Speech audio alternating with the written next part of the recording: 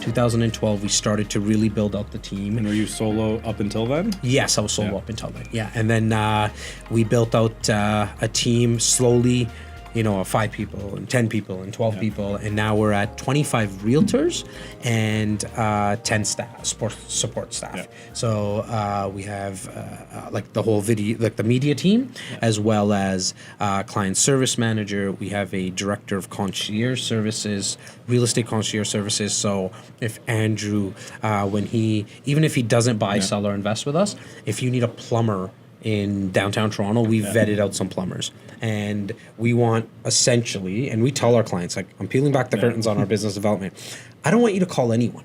I want you to call us. Anything to do with buying, selling, or investing, or your home. Like if you need a flooring person, we vetted everyone out. Yeah. And so that's when we went to the team model, which is great, right? Because I get to spend majority of my time spent here. Yeah. I don't own a laptop. I got rid of the laptop about 1.5 years ago. How's that feel? Best thing I ever did, man. Yeah. Best thing I ever did. I did get a machine of a phone, like the Note 9, I think this is now, the most recent one, which allows me to do everything from the phone. I'm not one to write long emails. I've never been. And so if you look at my sent folder, I was showing my team a couple of days ago, a lot of it is, when's a good time to talk? What number can I call you on? And it's just like, just very simple, like, let's just get on the phone, because whatever it is, I'm going to put out, if it's a fire to put out, let me put out the fire. Or if it's just whatever questions you have, let me get the answers and get the right people in order.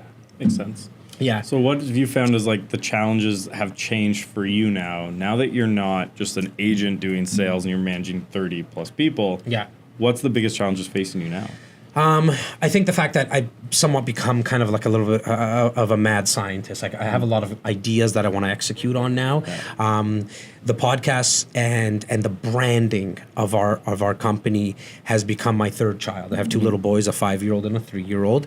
But the branding of REC has become a third child of mine, and it's really figuring out my core staff that's with me on a daily basis. A challenge is reverse engineering what they need and what they want, and so I do spend a lot of my time figuring out, like, what does Clem want now? Yeah. And he started out, like, I really hire really quickly. Clem literally came into an interview. He spoke for 2 minutes. I was like, you're on board. Everybody else on my team was like, dude, you're not supposed to do it like that. Like, you're supposed to check his references. Yeah. I was like, what am I going to do? Look at his resume. I don't know what the heck he's writing. Like, I've went for a job before. I barely look at resumes when I'm hiring. Right? Like, what does it really make sense, Andrew? I actually asked, so the way I've been doing it is, one, I'll write like a fun job ad. Okay. And then at the end, I just bury at the bottom line. Yeah. When you write your cover letter, besides telling us why you want to work for us, tell me the name of the Facebook group for real estate agents that we run.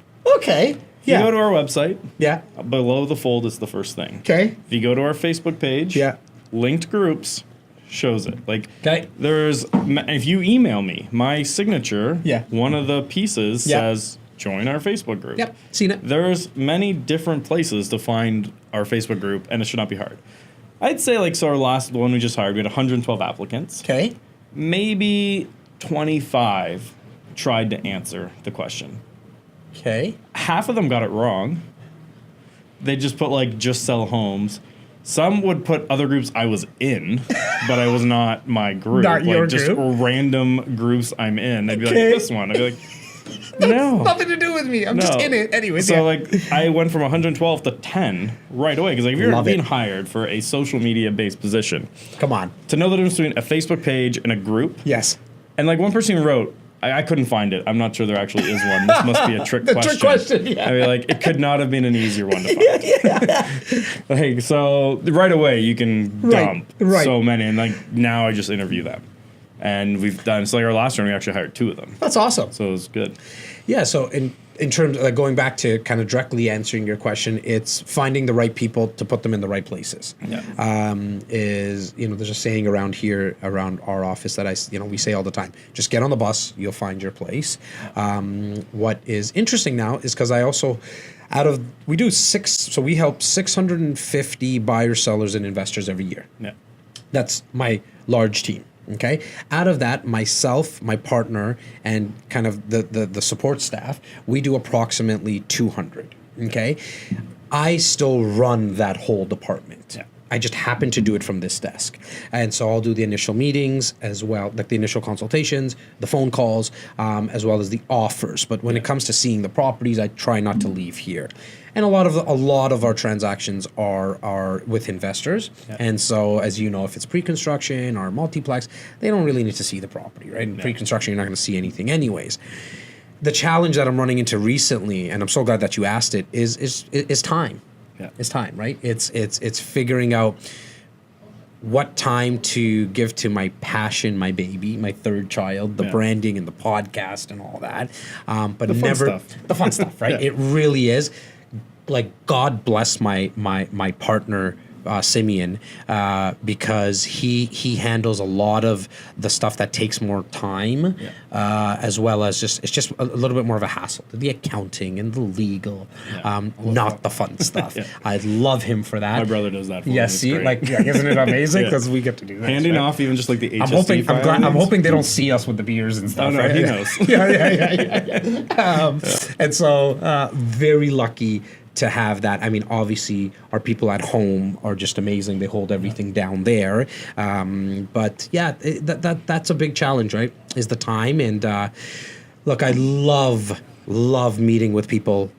In that first initial meeting, we got a testimonial that we just put out on Instagram, and it was so nice. Gentleman that's done investments with us for how long now, Laura? Like 5 years or something. Like 4 years ago, I think we met him. And over the weekend, he brought his daughter to buy her first investment property. And, there was 40 people in total. I think 20 people bought. So her buying, not that it got lost, like we knew who she was and we handled it with care, but he went home the next morning and wrote us like a 4-paragraph essay on what it meant to him as a father to watch his daughter go through her first investment property. And it, like, to a T, on everyone on our team, it almost put us in tears, because it just reminded us, like, that's really the business we're in. Like, to make, because she's going to be that person that's going to say, I'm glad I did, and not I wish I had. Yeah, exactly. And that's huge. Huge, man, just to be part of that. And from the podcast perspective, it's nice to just get out to more people now, right? To be in North America and get some messages from guys in all over the States. Like, it's so cool what the internet allows for now. It's so cool. It's so much fun, right? Yeah.